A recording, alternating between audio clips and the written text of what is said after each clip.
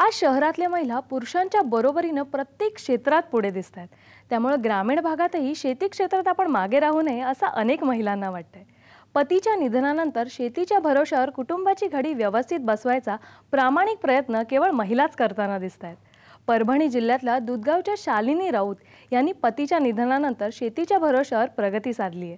गेल्या वर्षभरापासून त्यांनी या प्रगतीला पाळेकर तंत्रांच्या नैसर्गिक शेतीची जोड दिली आहे। त्यामुळे आता शेतीचा उत्पादन खर्च मोठ्या प्रमाणावर वाचल्याचा त्यांचा अनुभव आहे। त्यांच्या नैसर्गिक कोरडवाहू शेतीची पाहणी करण्यासाठी आज आपण परभणी जिल्ह्यात जाणार आहोत। परभणी जिल्ह्यातल्या जिंतूर तालुक्यात दुधगावमध्ये शालिनी राऊत यांची 80 एकर कोरडवाहू शेती आहे। पतीच्या निधनानंतर गेल्या 20 वर्षांपासून त्या शेती कसतायत। पारंपरिक शेतीला त्यांनी रासायनिक शेतीची जोड दिली होती, पण या शेतीचा उत्पादन खर्च वेगाने वाढत होता। अशा वेळी त्यांना सुभाष पाळेकरांच्या नैसर्गिक शेती तंत्राची माहिती मिळाल्यानं थोडा दिलासा मिळाला। शेतीचा खर्च कसा आटोक्यात आणायचा एवढं करून बी आटोक्यात यायच ना एवढं 400 क्विंटल सोयाबीन झालं मला तेव्हा सुद्धा। आता काय करावं ह्या वर्षी तरी काहीच निश्चित नाही ना शेतीचं। मग डिसेंबरमध्ये मुलाला पाठविल तर झिरो बजेटचं हे करायला, आपलं शिबिर करायला। ते आला तरी माझी हिंमत होईन गेली ना, कसं करू म्हणून। करायचं तर खरं पण कसं करावं आता। मग पुन्हा आता मी केलं इथलचं शिबिर सोनपेठचं। मग सोनपेठचं शिबिर केल्यानंतर एकदम समजा हिंमतच आली, म्हणजे खरंच ते पाळेकर सरांचं ऐकून एवढं खरं वाटलं लगे की निश्चितच देव भेटल्यासारखंच वाटलं। शालिनीताई राऊत यांनी रासायनिक निविष्ठांना पर्याय शोधण्याचा प्रयत्न केला। काही काळ त्यांनी कोणतीही खतं न घालता शेती करून पाहिली, पण विश्वास बसत नव्हता। मी ह्याच्या अगोदर बी 1-2 वेळेस बघितलं होतं बिना खताचं पेरून सोयाबीन, त्यावेळेस पण छान मला उत्पन्न झालं होतं। तेव्हा झिरो बजेट हे काहीच माहिती नव्हतं आम्हाला, असं ढोबळ मनानं पेरला नव्हता 1 वर्ष खत। त्याच्यामुळं मला माहिती होतं की सोयाबीन कसंही येतंय, फक्त पाऊस पाहिजे चांगला। मग ठरविलेलंच होतं की सोयाबीनला कशालाच खतच पेरायचं नाही। आम्ही सुरुवातीला पेरणीला एकही बॅग आणली नाही खताची, नुसतं बी पेरीत गेलो सगळीकडं। घनजीवामृत तयार केलेलं होतं ते पेरलं थोडंफार, पण ते सगळीकडे पुरलं नाही कारण आम्हाला एवढं माहिती नव्हतं, त्याच्यामुळं नियोजन करता आलं नाही। तर 70 एकर सोयाबीन आहे, 10 एकर कापूस आहे, 70 एकर सोयाबीन आहे। तर त्याच्यात तुरीचे पाटे येतं ते जाताल, 15 एकर तरी कटताल त्याच्यातले। तूर सोयाबीनच हे आहे ना जास्त। शालिनीताई आपल्या मुलाच्या मदतीनं सध्या शेती करतायत। गेल्या काही वर्षांपासून त्यांना शेतीच्या उत्पादन आणि उत्पन्नाचा ताळमेळ लागत नव्हता। अशा वेळी झिरो बजेट नैसर्गिक शेती तंत्राचा वापर जास्त उपयुक्त वाटू लागला। बियाचा गेला नाही खर्च, जीवामृत मारले, जीवामृताच्या 3 फवारण्या झाल्या। तर जवळजवळ 50 एकर 50 हजार रुपये खर्च आला असेल सगळा निन्नी सहित समजा, आणि फवारणीचा खर्च तर मला 500-600 पोतं होईल असा अंदाजे सोयाबीनचा। तर 3000 रुपये भाव भेटला तरी 15 लाखाचं व्हायला, 15-20 लाखापर्यंत जाते। 3च्या पुढीच भाव भेटते दरवर्षी। इथून पुढे ठरविलं की आता सगळं झिरो बजेटनंच करायचं। यंदा शालिनीताईंचे रासायनिक निविष्ठांवरील अंदाजे 5 लाख रुपये वाचलेत। त्यामुळं नव्या पिढीला शेती कसण्यामध्ये समाधान वाटतंय। त्यांचा MCA झालेला मुलगा आता शेतीची धुरा वाहण्यास मदत करतोय। MCA केल्यानंतर नोकरी न करता आईला शेतीमध्ये हातभार लावण्यासाठी दुधगावला वापस आलो। दुधगावला वापस आल्यानंतर 2011 मध्ये कृषी केंद्र टाकलं। गेल्या वर्षी 2014 पर्यंत चालवलं। 2014 पर्यंत चालवल्यानंतर पूर्ण मला रासायनिक खताचा आणि पेस्टिसाइडचा ह्याचा अभ्यास झाला, आणि त्याच्यातून आपण शेतकऱ्यांना किती मूर्ख बनवतो हेही कळालं। माझा आमच्या शेतातला दरवर्षी रासायनिक खताचा आणि कीटकनाशकाचा खर्च होत होता 5 लाख रुपये। तो 5 लाख रुपये झिरो बजेटकडे वळाल्यानं वाचला।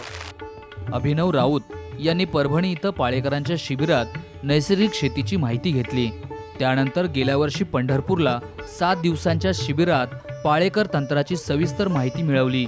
या खरीप हंगामापासून त्यांनी रासायनिक खतांना फाटा देत जीवामृत, घनजीवामृत तसंच दशपर्णी अर्क यासारख्या नैसर्गिक निविष्ठांचा वापर शेतीत सुरू केला. मी गेल्या वर्षी ऑगस्टमध्ये परभणी येथे पाळेकर सरांना शेवटच्या दिवशी का होईना ऐकलं. त्या शेवटच्या दिवशी ऐकल्यानंतर त्याचा थोडा अभ्यास केला. अभ्यास केल्याच्या नंतर रब्बीला गेल्या वर्षी हरभरा आणि ज्वारी हे पीक 2 पिकं काढले. 2 पिकं काढल्याच्या नंतर असं लक्षात आलं की बाबा आपण नैसर्गिक पद्धतीनं शेती केली तर नुकसान होत नाही. मग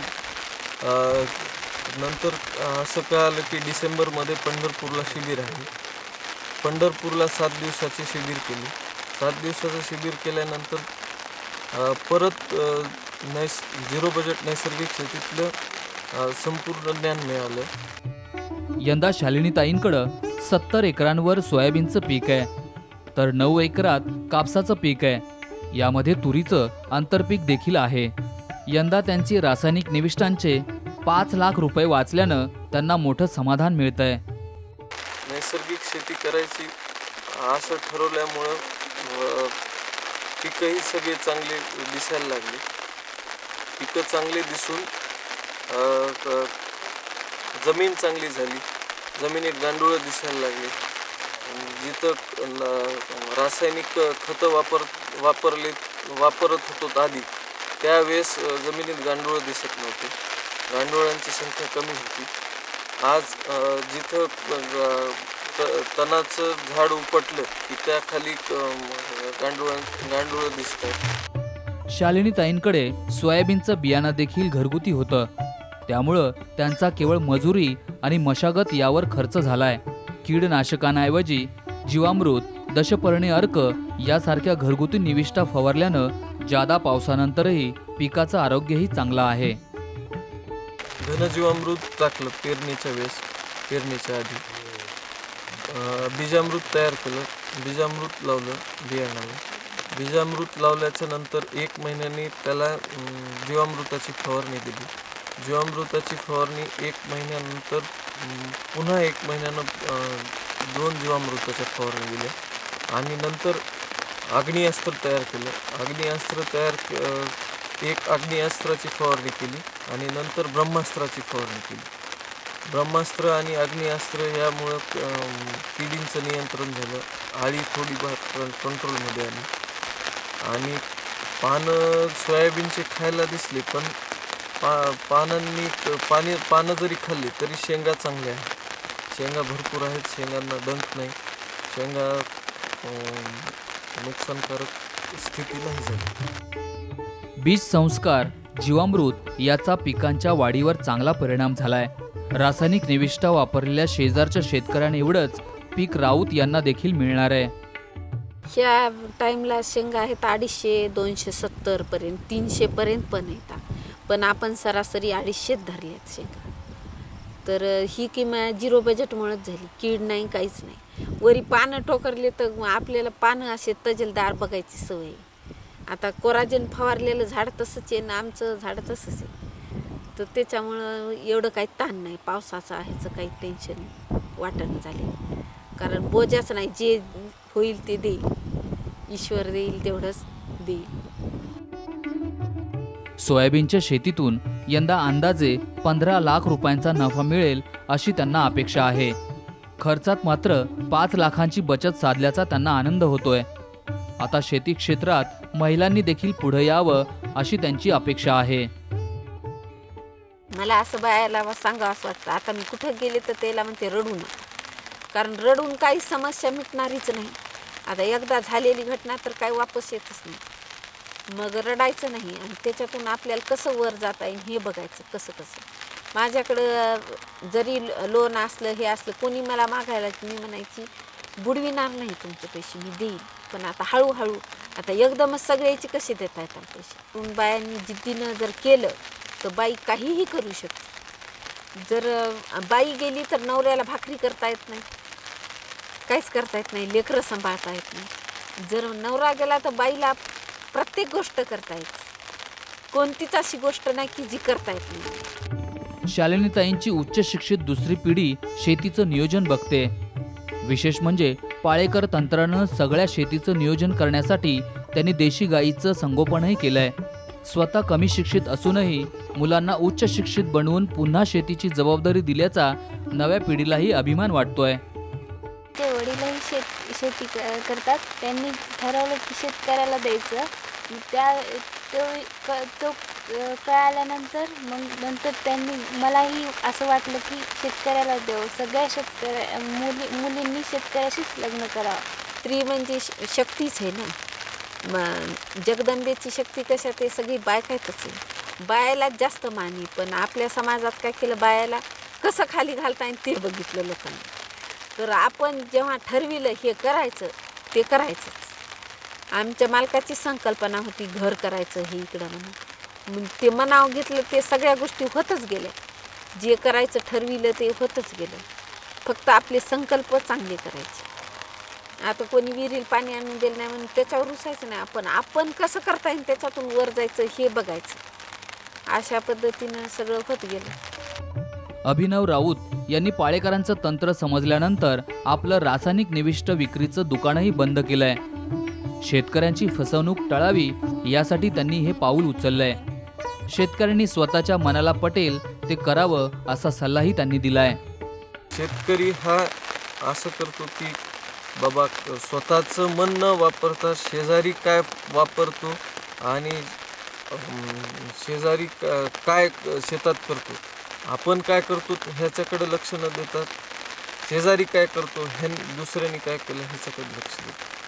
तर आधी स्वतः ठरवायला पाहिजे की बाबा आपल्याला काय करायचं, आपल्याला कसं कसं उत्पन्न घ्यायचं आणि कसं कसं उत्पादन खर्च कमी करून उत्पन्नात कशी वाढ करू ह्याच्याकडे लक्ष द्यायला पाहिजे शेतकरी. शालिनीताई सारख्या शेतीच्या कारभारणीनं 20 वर्ष हिंमत दाखवत शेतीची धुरा यशस्वी सांभाळली. शेतीवरील कर्ज फेडलं आणि शेती मुलांच्या ताब्यात दिली. आता यामध्ये त्या पाळेकर तंत्राचा अवलंब करत नव्या पिढीसाठी विषमुक्त अन्न निर्मितीचा संदेश देऊ पाहतायत. नैसर्गिक शेतीच्या या कारभारणीला साम टीव्हीचा सलाम. राजेश काटकर, साम टीव्ही, परभणी.